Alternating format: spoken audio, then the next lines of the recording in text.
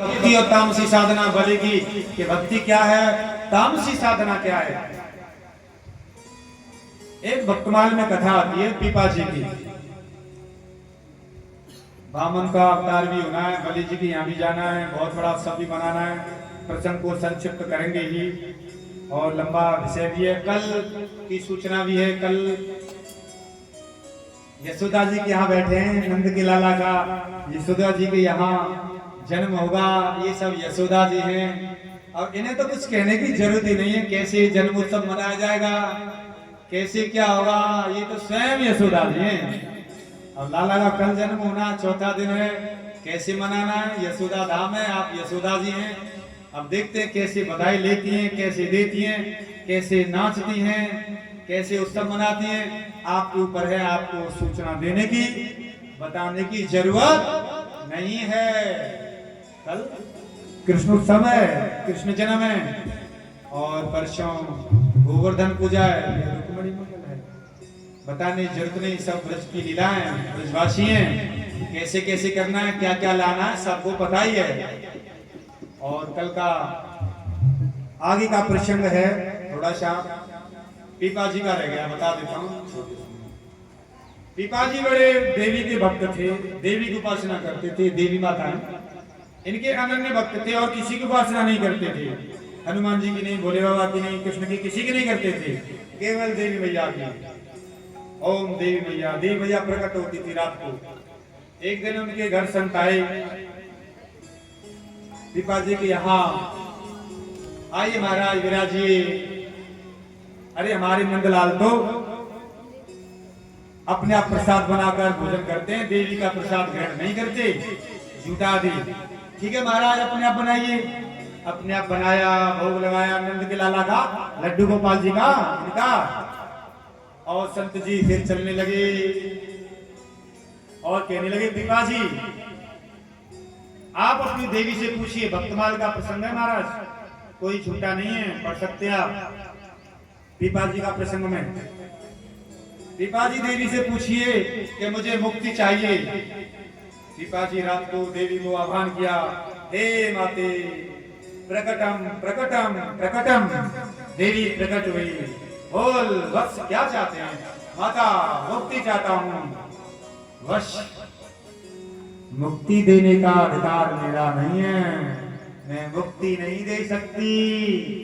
पुत्र मांग ले, शक्ति मांग ले, युद्ध में विजय मांग ले,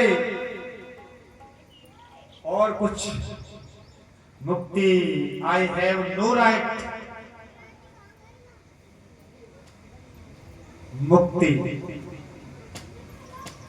मुक्ति नहीं दे सकती, ये तो भगवान प्रभु दे सकते हैं। तो मुक्ति भक्ति जो कुछ है यही देती, और कोई नहीं। इसीलिए सभी देवी, अब देवी है, यहाँ भी देवी हैं, वो भी देवी थी। पीपा जी भी देवी के उपासक थे, मुक्ति नहीं दे पाए। पीपा जी को भगवान की आराधना करनी, अब ये भी भगवान की आराधना करेंगे। अब देखिए कैसे करेंगे। डाकुओं का सरदार एक पुरुष को पकड़ के लाया और जब विधि का विधान था, फंदा ढीला हो गया, रात को भी शायद ऐसा लगता है, वो निकल के भाग गया।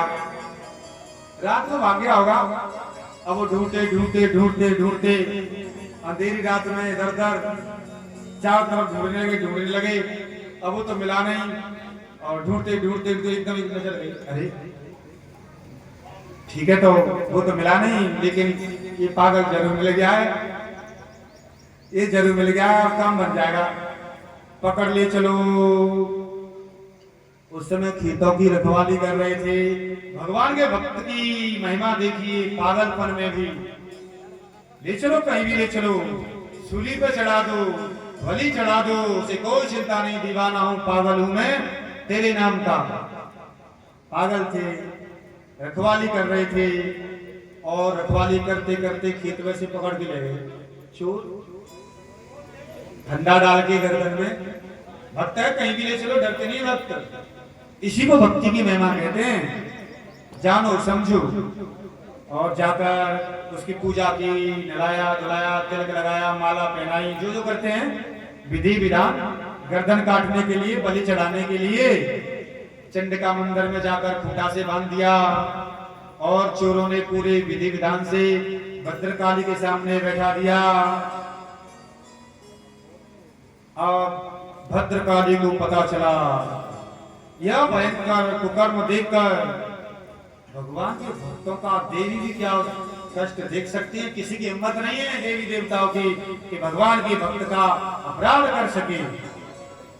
अब देखिए भद्रकाली के शरीर में आग पैदा हुई, ब्रह्म तेज पैदा हुआ, आग, और एकदम मूर्ति रूप धारण करके, दिव्य रूप धारण करके मूर्ति को फाड़कर दहाड़ती हुई, अट्ठास करती हुई, दहाड़ती हुई निकल पड़ी।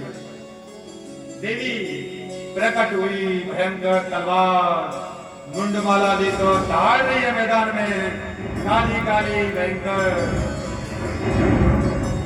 और इस तरीके से ऐसा तलवार घुमा रही है कि दुनिया को छोड़ेंगे नहीं। शक्ति